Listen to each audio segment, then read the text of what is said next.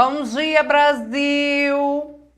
Boa noite, Japão! Estamos começando o nosso encontro. E é isso. Tô aqui, ó, trabalhando no meu café da manhã.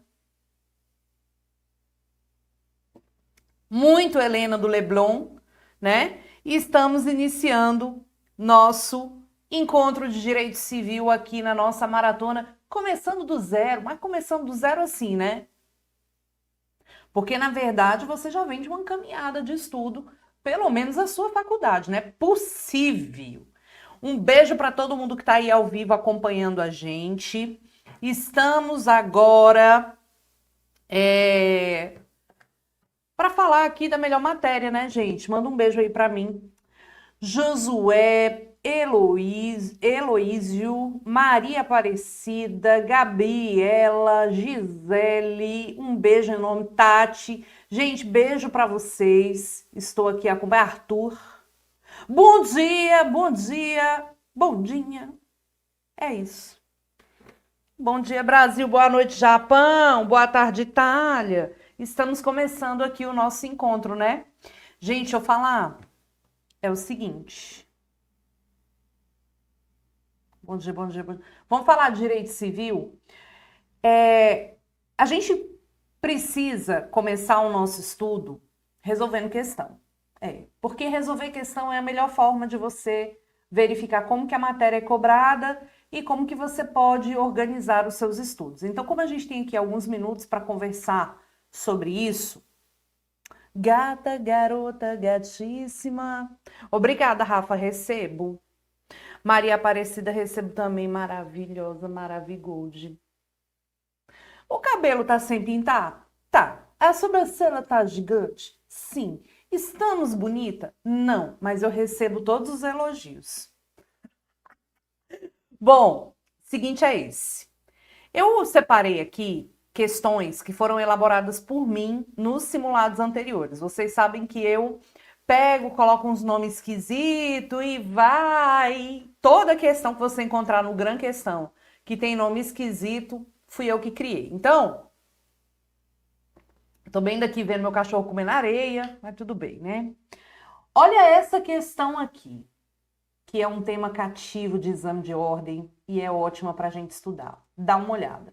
Eu tô bem no Gran Questões, tá? Todas essas questões que eu vou mostrar para vocês foram elaboradas por mim, por Roberta Queiroz.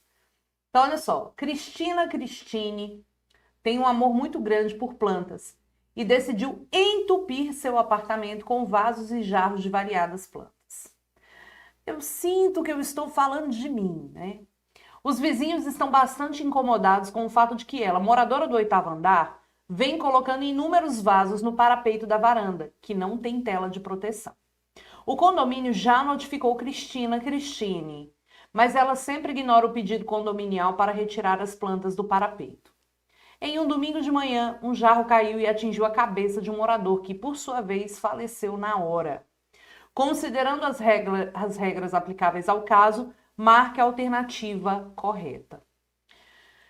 Essa questão trata do tema de responsabilidade civil, precisamente 2 artigos do Código: 937 e 938. A professora tem a língua presa e tem dificuldade. Tem dia que acorda com dificuldade de falar o tlim, três, três. 937, 938. Vou fazer um desenho para ilustrar esses 2 artigos que são muito, muito cobrados em prova. Curte só isso aqui. Vamos lá. Então, tá aqui o chão.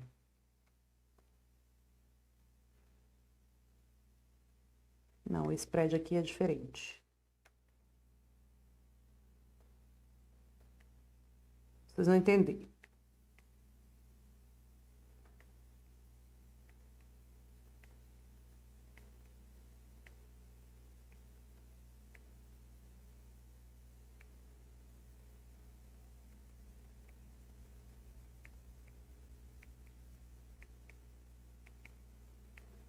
Vou ilustrar o 937 aqui, o 938 aqui. 2 artigos interessantes, daqui a pouco eu preparo você para o print.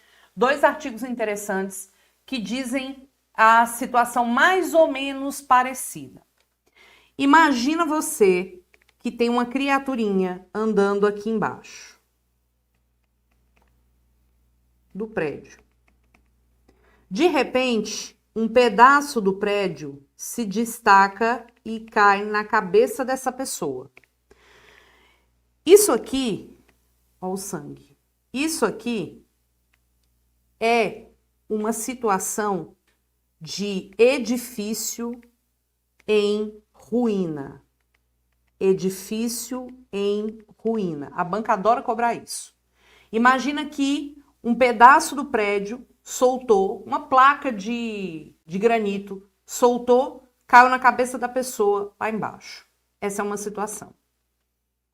Agora, coisas caídas, lançadas, defenestradas. Exemplo, o jarro de planta que está no parapeito e cai na cabeça da pessoa aqui. Ou cai no carro, ou cai em alguma coisa. Como que é a responsabilidade da pessoa que deixou cair ou do edifício em ruína? Atenção agora. Seja outro, vou botar aqui assim, seja um, seja outro, a responsabilidade é objetiva. Ou seja, independentemente de quê? Independentemente de culpa. Seja um, seja outro, é objetiva. Caiu o pedaço do prédio na cabeça da pessoa, edifício em ruína, responsabilidade objetiva. Se foram coisas caídas dos apartamentos, lançadas, defenestradas, a gente tem aí o jarro de planta, a responsabilidade também é objetiva. Só que a diferença é quem vai responder. Quando se trata de edifício em ruína, quem é que responde? O dono. O dono do prédio. Coisas caídas, lançadas, aquele que habitar. Roberta, aquele que habitar pode ser quem? Quem é que habita o prédio ali, a unidade que caiu o jarro? Pode ser o dono, pode ser o locatário, pode ser o comodatário, entendeu? Pode ser qualquer pessoa. Então, edifício em ruína, a responsabilidade é do dono, objetiva. Coisas lançadas, caídas, defenestradas, arremessadas, a responsabilidade é de quem está habitando. Só que aí tem um detalhe. Professora, se não der para identificar de onde a coisa caiu, aqui no 938, se não der para identificar de onde a coisa foi lançada, né? De onde a coisa foi lançada, eu vou responsabilizar quem? Se não der para identificar, quem responde? O condomínio. O condomínio. Por isso que é interesse do condomínio notificar o morador que tem deixado coisas no parapeito, né? Porque sempre tem aquele povo sem noção que deixa lá o jarro de planta, a gaiola do passarinho, enfim. Então, muito cuidado. Quando a gente fala de responsabilidade civil por edifício em ruína, é o dono. Responsabilidade civil pelas coisas que foram lançadas das unidades do imóvel, responsabilidade daquele que está habitando. Se não der para identificar de onde a coisa caiu, aí responde o condomínio. Tudo bem? Beleza? Vamos voltar na questão? Olha só, o jarro de planta caiu e a pessoa faleceu na hora.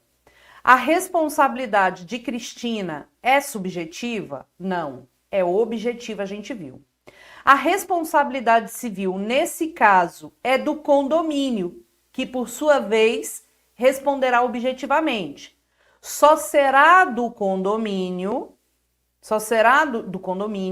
se não der para identificar de onde a coisa foi arremessada. Nesse caso aqui, dá para identificar. Cristina deve responder objetivamente pelo homicídio da vítima, devendo arcar com o valor integral de alimentos indenizatórios. Perfeito. Se a vítima deixou pessoas ali dependentes dele, a gente vai ter que arcar com os alimentos indenizatórios. O prazo prescricional aplicável ao caso é de 5 anos. Mentira. O prazo prescricional aplicável ao caso é de 3 anos. Responsabilidade civil extracontratual, 3 anos. Artigo 206, parágrafo 3º. Certo? Agora eu vou te fazer uma pergunta que tem muito a ver com isso. Imagina que a Cristina foi condenada a pagar alimentos indenizatórios para os filhos da vítima. E ela se tornou inadimplente e não pagou. Minha pergunta, ela pode ser presa pela prisão civil do devedor de alimentos?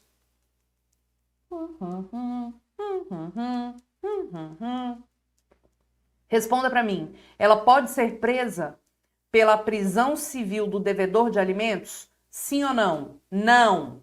Não. Alimentos indenizatórios não geram responsabilidade civil a ensejar alimentos. Alimentos indenizatórios não geram prisão civil, tá?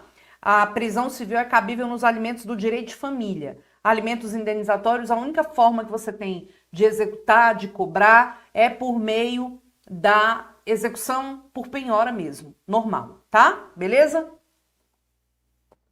Vamos aproveitar esse desenho e vamos fazer uma coisa aqui que não tem nada a ver com a questão, mas vamos fomentar nossas informações.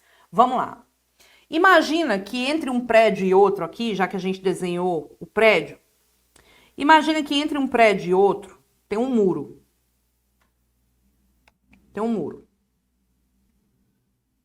Vou desenhar um muro aqui, né? Tem um muro. Mal feito! Enfim, gente, eu não sei desenhar, não. Ah, eu vou fazer só isso aqui, ó. Tem um muro aqui. Muro. Um muro aqui. Vamos fazer de conta que a gente tá bem de frente e tá vendo o muro de frente. Do lado de cá, tem uma árvore.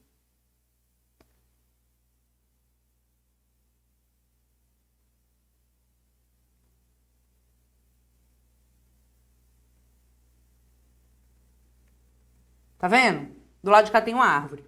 E essa árvore, ela tem os frutos.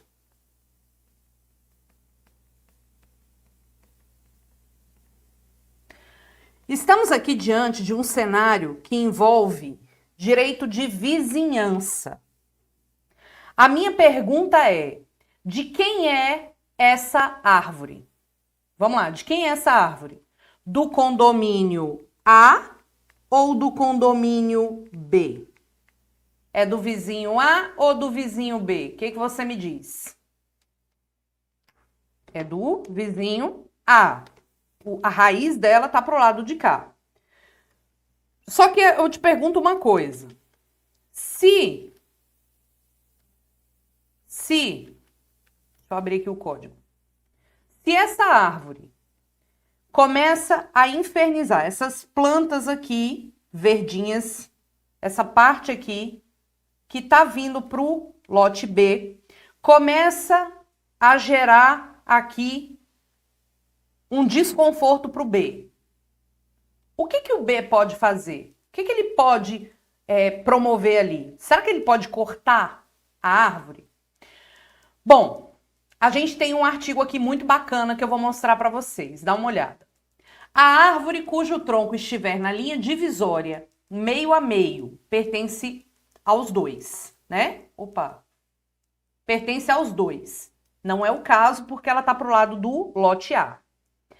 As raízes e ramos de árvores que ultrapassem a extrema do prédio poderão ser cortados. até o plano vertical divisório pelo proprietário do terreno invadido. Ah, professor, então quer dizer que o B pode pegar aqui a tesoura, e cortar rente aqui? Pode. Ele pode. O B, pode pegar e cortar. Agora, suponha que ele não queira cortar. Ele pode pegar para ele, vamos botar aqui 1283. Suponha que ele não queira cortar. Ele pode pegar para ele os frutos? O que você me diz? Os frutos que estão para o lado do B, ele pode pegar? Cuidado. Ele só pode pegar se cair. Os frutos caídos de árvores do terreno vizinho pertencem ao dono do solo onde caíram, se este for de propriedade particular. Então, muito cuidado. O B só vai poder pegar os frutos quando os frutos o quê? Quando os frutos caírem. Quando os frutos caírem, ele vai poder pegar. Então, enquanto estão pendentes, ele não pode retirar. Ah, professor, então ele vai lá, corta, os frutos vão cair e ele pega. Exatamente, é isso. Quer dar o print nessa tela? Vou botar aqui 1284 do Código Civil. Olha o desenho que a gente aproveitou para fazer um adendo aqui sobre direito de vizinhança. Então, consignamos aqui bonitinho, né? Perfeitinho, que edifício em ruína, responsabilidade do dono.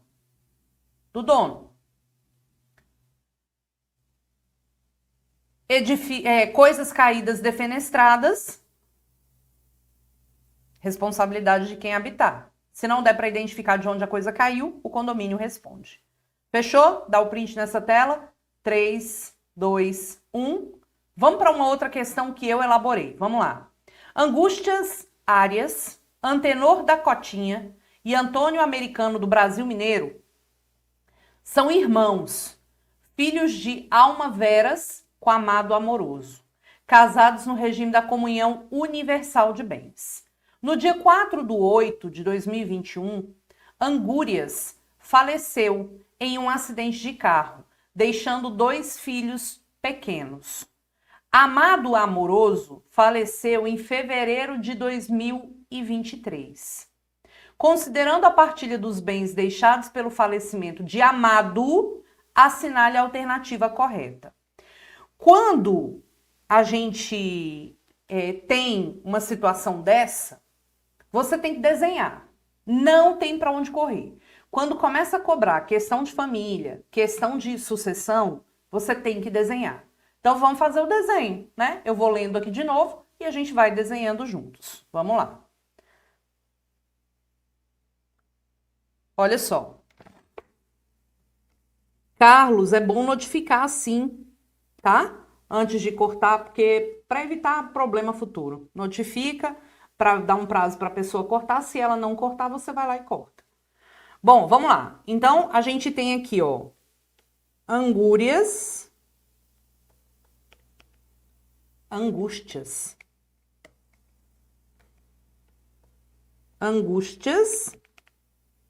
Antenor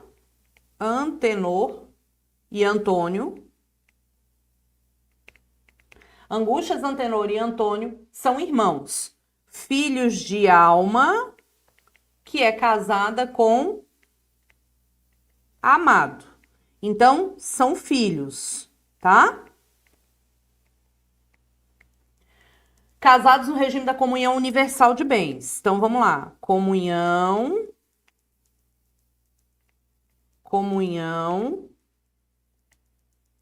universal de bens. Olha uma pergunta interessante aqui do chat. Professora, mas e se, por exemplo, a árvore do vizinho entrou no meu terreno e eu não quero? Eu posso pedir para ele cortar? Pode. Pode, foi o que a gente colocou aqui. Comunhão universal de bens. Você sabe que quando existe a comunhão universal de bens, os bens adquiridos são dos dois. Eu faço essa bolinha aqui e essa bolinha representa o patrimônio adquirido pelos dois.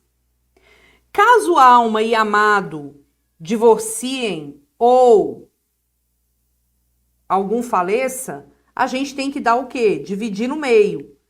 Que não ficou bem no meio, né? Então, vamos fazer aqui no meio direito, porque é isso. Então, caso um dos dois faleça, não tô conseguindo fazer o meio aqui.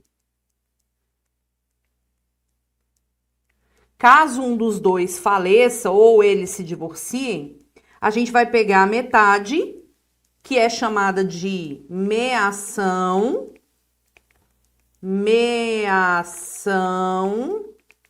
e vai dar para cada um. A gente vai aplicar isso observando sempre ou o divórcio ou a morte. Por quê? Comunhão universal de bens, tudo é nosso. É meu e é do meu cônjuge. Então, acrescente outro cifrão. Acrescentei. Então, o que a gente vai observar? O que é seu é meu, o que é meu é seu, é nosso.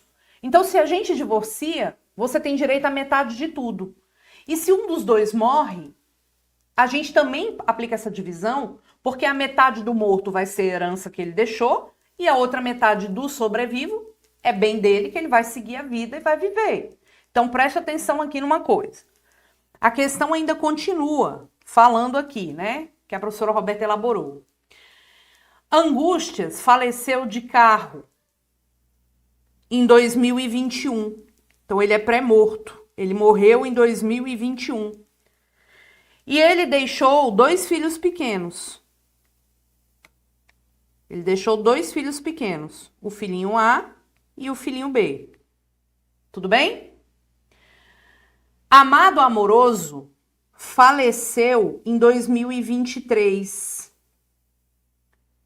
Considerando a partilha de bens deixados pelo falecimento de amado, assinale a alternativa correta. Então, primeira coisa que a gente tem que fazer, a gente vai dar o que é da alma e ela vai seguir a vida, que é metade de tudo.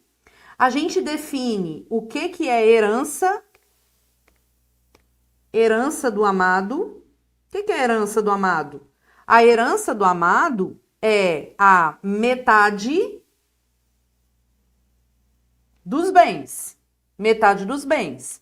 De acordo com o artigo 1829, a herança é deferida na seguinte ordem: aos descendentes, não havendo descendentes, aos ascendentes do morto, não havendo ascendentes, ao cônjuge ou companheiro do morto, não havendo cônjuge ou companheiro, vai para os colaterais até o 4º grau, que são irmãos do morto, sobrinhos do morto,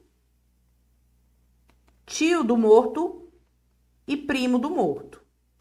Irmão 2º grau, sobrinho 3º, tio 3º, primo 4º. Embora sobrinho e tio sejam de 3º grau, os dois, eles não concorrem entre si, tá? O sobrinho tem preferência no recebimento da herança. Então, a herança do amado vai para quem? Vai para os descendentes, tá? Vai para os descendentes. Mas eu vou dividir essa herança aqui por quanto?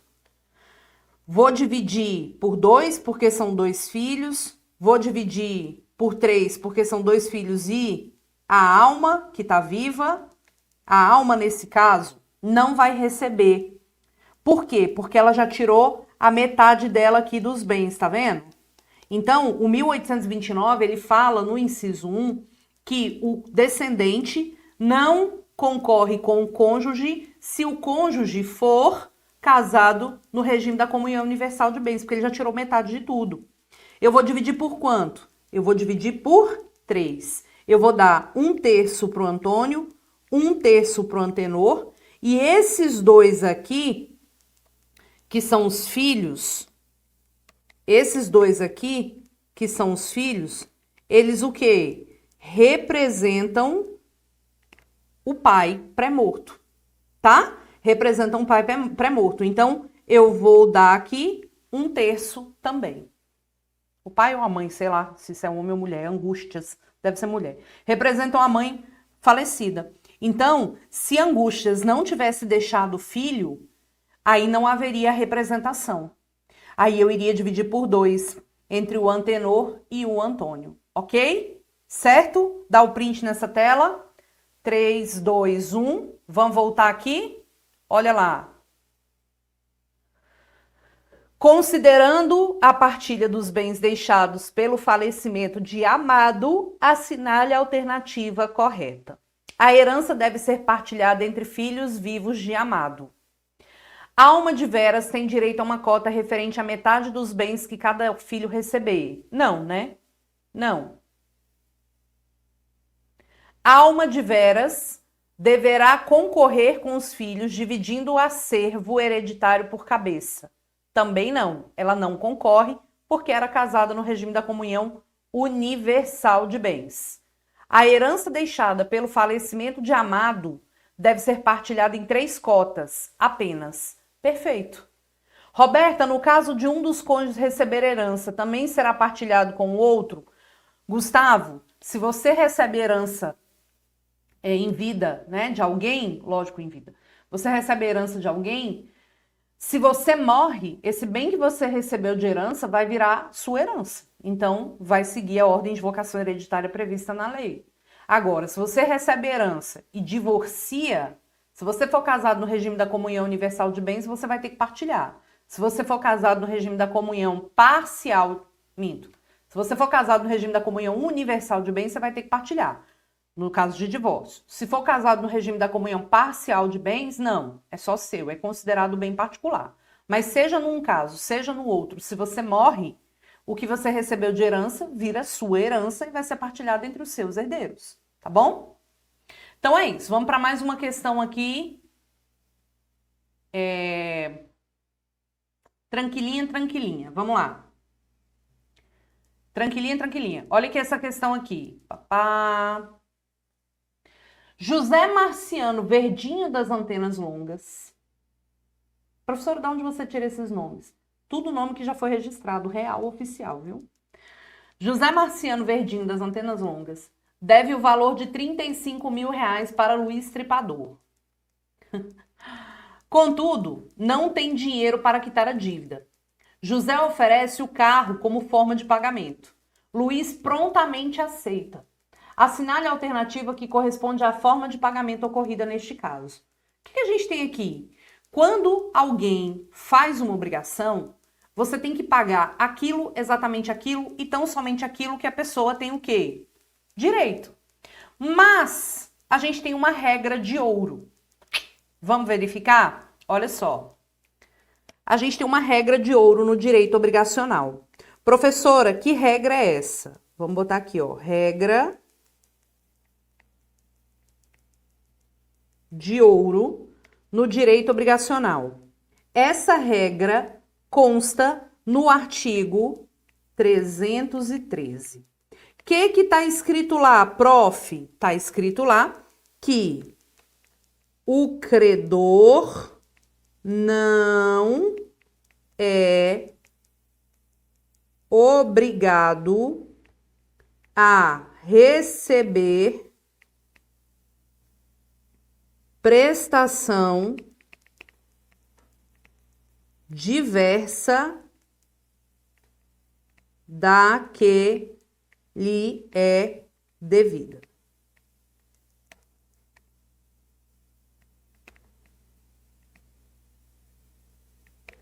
Ele não é obrigado a receber prestação diversa da que lhe é devida. Essa é uma grandiosíssima regra de ouro do direito obrigacional. Mas a questão é, Roberta, e se ele quiser? Se ele quiser, ele pode? Gente, tudo no direito civil gira em torno da manifestação de vontade. Se ele quiser, você vê algum problema nisso? O credor não é obrigado a receber prestação diversa, mas se ele quiser, ele pode? Pode. Se ele quiser, nós podemos ter duas situações. Nós podemos ter caracterizado aqui uma novação objetiva. Vou explicar para você já já como é. Ou nós podemos ter uma dação em pagamento.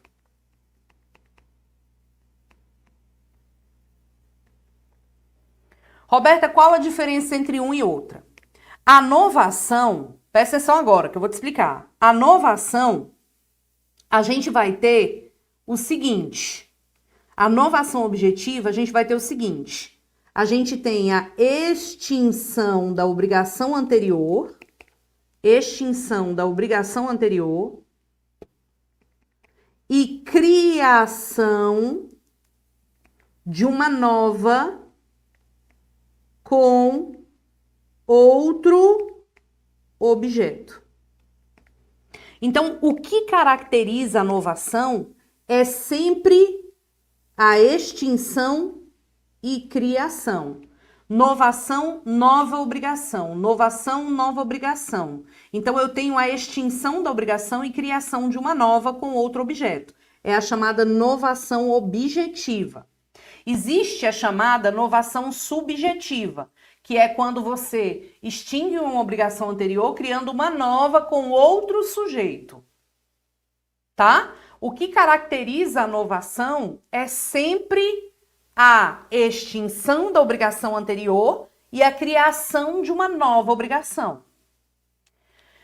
A dação em pagamento significa simplesmente o sujeito, o credor, aceitar outro objeto sem extinção de obrigação nenhuma.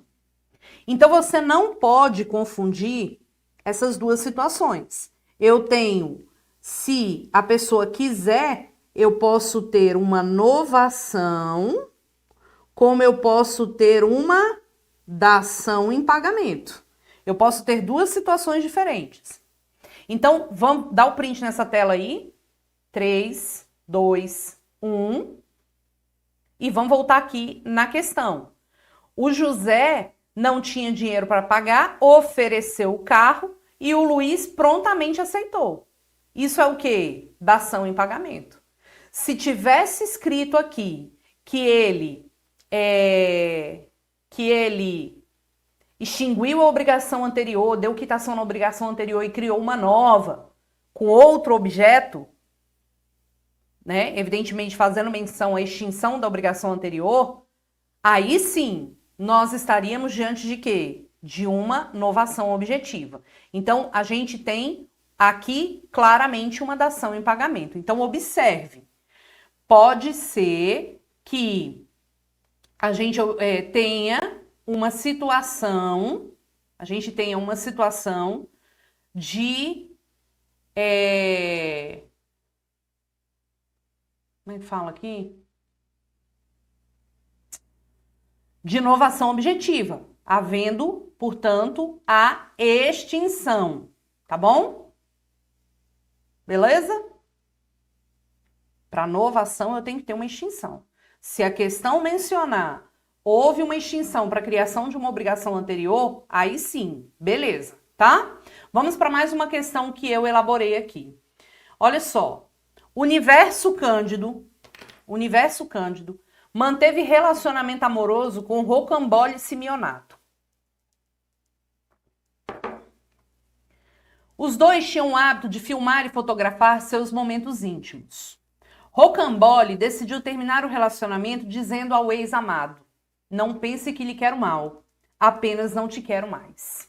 O Universo ficou com ódio da ex-namorada e resolveu se vingar, expondo nas redes sociais as fotos íntimas da ex, sem, contudo, expor o rosto da moça, de Rocambole.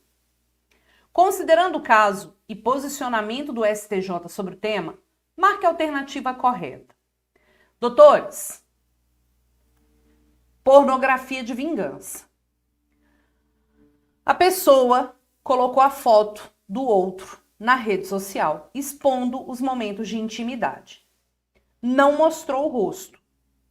A pergunta é, esse ser humano ridículo, imbecil, que fez isso, ele responde nocível por dano moral aqui?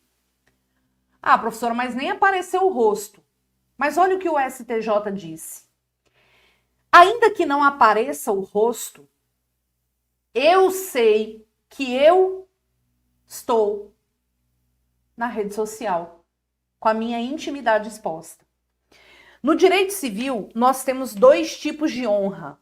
Nós temos a honra objetiva e a honra subjetiva. A honra objetiva é o sentimento de desprezo que as pessoas podem ter sobre mim. Entendeu? A honra sub é o sentimento de autodesprezo que eu tenho de mim. Quando alguém pratica um ato desse, ainda que ninguém consiga identificar que sou eu sei que sou eu. Então, isso é uma frontal violação a uma honra subjetiva, tá? Então, vamos verificar as opções aqui. Terá rocambole direito a dano moral, ainda que não seja possível identificá-la nas imagens expostas na rede social. Rocambole não terá direito a dano moral caso não seja possível ver o seu rosto nas imagens. O caso narrado, como se trata de imagens sem identificação ou individualização da pessoa, se enquadra em dano hipotético, portanto sem indenização. Rocambole deverá comprovar o dano moral sofrido com a divulgação das imagens. Ei, claramente tem o direito a dano moral. Inclusive, nos comentários, eu coloco aqui para você exatamente, tá? A exposição pornográfica não consentida e o posicionamento do STJ, tá bom? Olha lá, a exposição pornográfica não consentida, da qual a pornografia de vingança é uma espécie, constitui uma grave lesão aos direitos de personalidade da pessoa exposta indevidamente, além de configurar uma grave forma de violência de gênero que deve ser combatida de forma contundente pelos meios jurídicos disponíveis. O fato de o rosto da vítima não estar evidenciado nas fotos de maneira flagrante é irrelevante para a configuração dos danos morais na hipótese, uma vez que a mulher vítima da pornografia de vingança sabe que sua intimidade foi indevidamente desrespeitada e, igualmente, sua exposição não autorizada lhe é humilhante e viola frontalmente os seus direitos de personalidade. Julgamento maravilhoso do STJ. Se você quiser dar um print aí na tela. Dá o print aí na tela. Julgamento maravilhoso que vale a pena você dar uma lida depois. Ok? Vamos fazer mais uma questão aqui? Vamos ver aqui uma questão boa. Espera aí, tá abrindo aqui.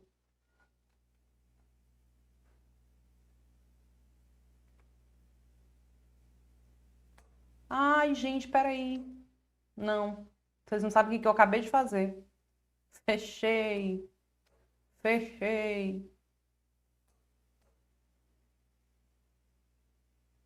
Fechei o trem. Não vai aparecer mais nenhuma questão, que eu fiz o favor de fechar. Mas eu ia falar uma questão com vocês sobre a obrigação alimentar. Era uma questão que eu ia abrir ali. Só para a gente fechar nesses últimos minutinhos. Quando o pai ou a mãe é obrigado a pagar alimentos, eu quero que você lembre que alimentos, eles podem variar, tanto para mais quanto para menos, a depender da situação do alimentante e do alimentando. Então, a gente tem lá no Código Civil o binômio necessidade e possibilidade. O fato é que a banca vem trabalhando exatamente pontos relacionados a essas questões de alimentos, sabe? E aí, sempre perguntando assim, a simples maioridade é condição para deixar de pagar alimentos? Não. A pessoa simplesmente, o filho simplesmente completar a maioridade não é condição automática para deixar de pagar alimentos. Emancipação dos filhos é condição automática? Também não. Desemprego dos pais? Também não. Prisão, o pai foi preso ou a mãe foi presa por algum motivo, é condição para deixar de pagar alimentos? Também não. Veja, doutores, que para deixar de pagar alimentos, você precisa de uma demanda de exoneração de alimentos. Isso é a súmula 358 do STJ. A 358 do STJ fala que para exonerar dos alimentos é preciso garantir o contraditório dentro de um processo judicial. Então, maioridade, emancipação, a pessoa está vivendo uma união estável, o filho saiu de casa, o filho está na faculdade, é condição para deixar de pagar alimentos? Não necessariamente. Eu preciso observar obrigatoriamente a necessidade de contraditório. Então, eu preciso de uma decisão judicial. Roberta, o pai foi preso, o pai está desempregado, problema dele. Ele vai ter que dar um jeito de pagar esses alimentos. Se o salário dele diminuiu ou a condição diminuiu, ele vai ter que ajuizar uma ação de revisão de alimentos e demonstrar a mudança nesse binômio necessidade e possibilidade, ok? Bom, em relação a... Como é que fala? Em relação a alimentos avoengos, que são os alimentos devidos pelos avós, sempre complementares, sempre subsidiários. A súmula 596 do STJ. Os alimentos devidos pelos avós somente são devidos pelos avós para complementar ou caso os pais não tenham de forma nenhuma como contribuir com os alimentos relacionados aos seus filhos. Então, alimentos devidos pelos avós são complementares e subsidiários. Belezura? Top! E é isso, gente. Minha participação foi essa. Espero que vocês tenham gostado. E sigamos, estamos começando o nosso ano de 2024 com muito gás, com muita fé, com muita garra, com muita força. E é isso que eu quero ver sempre com vocês. Maria Aparecida, um beijo. Josué, um beijo. Muito obrigada pela participação. Qualquer coisa, tem várias aulas lá no meu canal, Direito Como Nunca Se Viu, aqui do YouTube. Várias aulas de Roberta de Neve, as 7 questões e as 6 questões, que vale super a pena você entrar lá. Tiago, na minha revisão, lá no meu canal de Roberta de Neve, revisão de sucessões, eu explico detalhadamente a questão da concorrência do cônjuge com descendente e ascendente, porque depende de estudar o regime de bens. Então, dá uma olhada nessa aula lá, tá? E também tô lá no Instagram, @prof. Roberta Queiroz. Lembrando a vocês que este ano a gente vai promover a gravação do nosso curso de Direito Civil Desenhado. E aí eu quero convidar vocês a participar dessas gravações, que eu vou postar os horários lá no meu Instagram, tá bom? Beijo para vocês, Josué, Luiz, Rômulo, professor Newton. Beijo, fiquem com Deus, até a próxima. Tchau.